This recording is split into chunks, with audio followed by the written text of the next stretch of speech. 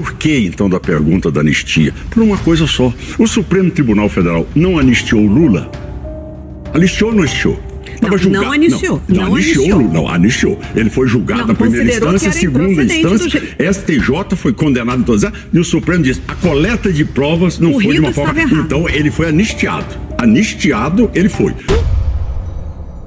Sem equilíbrio fiscal você não governa. O que o Lula faz? O Lula não respeita, o Lula endivida o país cada vez mais, dentro dessa política irresponsável, inconsequente, e o cidadão que está pagando o juro alto. Caiado, na presidência da República, eu vou implantar um regime fiscal que já está no meu plano de governo e eu garanto a vocês que no final do primeiro ano, no máximo em 18 meses, a taxa de juros no Brasil vai estar em 6% e a inflação vai estar em 3% e 4%. Mas então, quem decide isso é o Banco Central. Como? A taxa de juros Sim, mas se eu derrubar, é o Banco Central. Mas se eu cuidar da despesa do governo, hein? E se eu dizer ao empresário, olha, a partir de agora o governo vai conter suas despesas, então eu garanto para você que a dívida PIB eu vou diminuí-la em 2,5% aquilo que é hoje e vou conter esse acesso e aumento da dívida PIB. Quanto é que ela aumentou no governo do Lula? Só em 3 anos e meio. 1 trilhão e 300 bilhões de reais, não é verdade? E a família hoje, que chega no final do mês, não tem como pagar hoje o colégio do filho, a condição das prestações que ela contraiu, endividado em 80%. Quem é que está cuidando da família brasileira? Quem? Os presidentes estão cuidando de seus filhos. E o povo brasileiro está na mão de quem? Da dívida, da agiotagem de 80%, da falência hoje e das bets que estão acabando de destruir com a economia da família. Candidato, o senhor acabou de citar alguns dos escândalos que nós temos nos debruçado nos últimos anos, que dizem respeito ou estão relacionados a denúncias. Só que, por outro lado, o senhor defende a anistia para Jair Bolsonaro, o que o coloca ao lado de outro tipo de eleitor.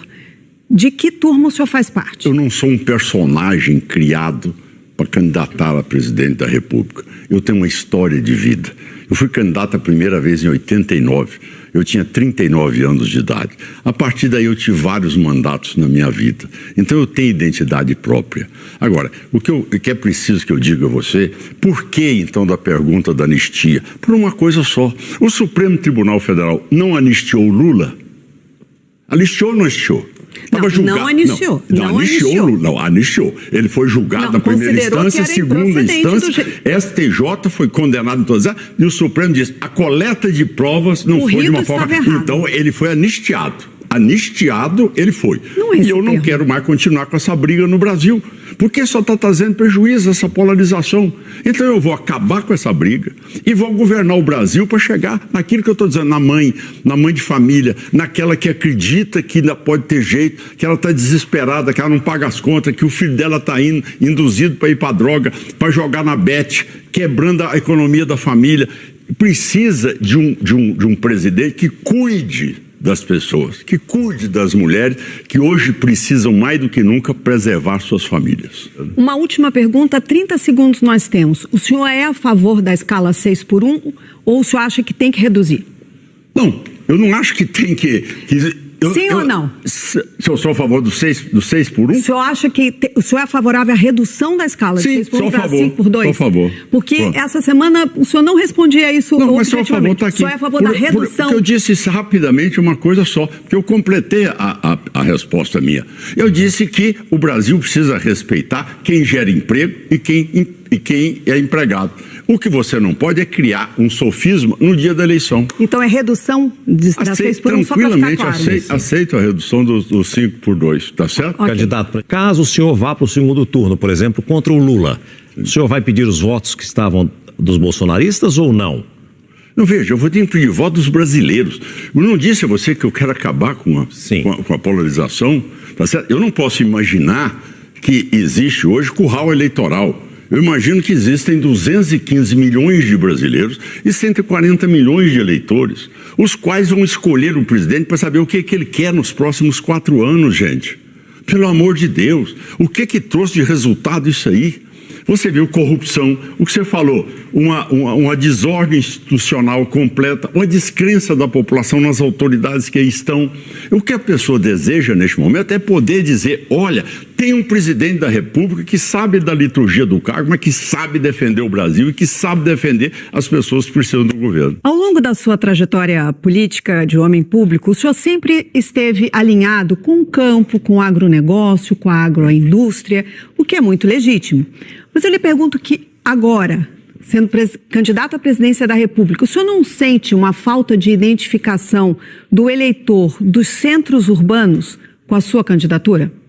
Eu posso dizer que as pessoas também se identificam comigo como um médico, um cirurgião, uma pessoa que realmente, ao governar o Estado, eu atingi 88% de aprovação.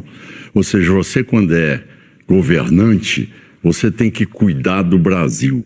Você, quando chega à presidência, você tem que cuidar, e a mão do Estado, a mão forte do Estado, ela tem que proteger as pessoas mais carentes. Aquela mãe que não tem um lugar para levar o filho para o colégio, não tem uma vaga na UTI, nas necessidades, não tem segurança pública. É exatamente isso que é governar.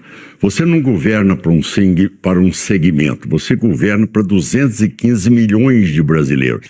Você governa pacificando o país. Você governa chamando para dentro e dizendo a uma mãe, olha, me entregue seu filho, eu vou cuidar dele. Desde o uniforme, da alimentação, da educação de qualidade, da profissionalização, me entregue a garantia que eu vou botar segurança pública no país igual eu fiz, que eu vou dar condição para a senhora poder ir para o ponto de ônibus 4 horas da manhã, pegar o seu ônibus sem problema, que a pessoa não tem que andar de carro blindado, que o cidadão que está aqui, que vai deslocar para a casa dele, tem certeza que ele vai chegar vivo lá, tá certo? É isto que eu estou preparado para fazer, porque eu já fiz. Então, como presidente, eu tenho que cuidar das pessoas. E as pessoas mais humildes é que precisam da mão forte do presidente da República, para não admitir essa situação toda que as pessoas vivem perguntando, meu Deus, eu estava vendo aqui no noticiário, é tanta morte, é tanto assalto, é tanta violência. Isso não existe no meu estado. Acabou. Mas, candidato, o estado de Goiás está livre, o senhor pode atestar que ele está livre da ação do PCC e do Comando Vermelho? Olha, você sabe, uma coisa é ele poder atingir qualquer fato. Ou uma meta de querer amanhã tentar, como eles já tentaram. Agora há pouco eles saíram aqui de São Paulo, foram roubar um Rolex de um empresário lá em Goiânia, porque viram esse Rolex na mão dele, numa filmagem que ele fez. Em 10 minutos, a polícia botou a mão nos 4. Mas não existe... Então, tentativas vão continuar. Então é isto que o brasileiro já não acredita mais, porque acha que não é possível mais, porque o Estado brasileiro está dominado pelo crime, ou seja, são parceiros. Tá certo? E quando você governa com força, com autoridade moral, você bota paz no seu país. Mas me perdoe interromper o senhor, candidato. Também a gente está muito cansado com a impunidade no nosso país. Em todas as esferas criminais, não é apenas no bandido, não. Nesse bandido da armada de assalto à mão armada, nos políticos também. Está cansado de ver muita corrupção, de ver muita gente sendo presa e depois muita gente sendo solta. Pois é, César, e como é que pode? Um Caiado tem 40 anos na vida pública, 5 mandatos de deputado, 1 de senador, 2 de governador de estado. Você toca no Google aí, não existe nenhuma denúncia contra o Caiado. Nunca tive em mensalão, nunca tive em rachadinha, nunca tive em petrolão, nunca tive em Banco Master, nunca tive em INSS. Então você tem que entender, você fez a pergunta certa. Para governar o país hoje e poder as pessoas confiarem hoje, é preciso que tenha autoridade moral o presidente da República, que ele possa sentar à mesa e ele não vai estar ali cooptado e nem vinculado a ter que cuidar de suas famílias, tá certo? Hoje, tá certo? A presidência se ocupa, o presidente Lula, de cuidar do seu filho. Os presidentes estão cuidando de seus filhos. E o povo brasileiro está na mão de quem? Da dívida, da agiotagem de 80%, da falência hoje e das bets que estão acabando de destruir com a economia da família. Bom, pessoal, é isso. Chegamos ao fim aqui do nosso recorte. Eu quero pedir aí a sua opinião. Deixe aí nos comentários o que você acha de tudo isso. E quero também agradecer aí a sua participação, o seu engajamento para com o nosso vídeo aqui nessa tarde de terça-feira. É muito gratificante mesmo. E mais gratificante ainda se você puder deixar o seu like, tá? Um abraço a todos vocês e até o próximo conteúdo.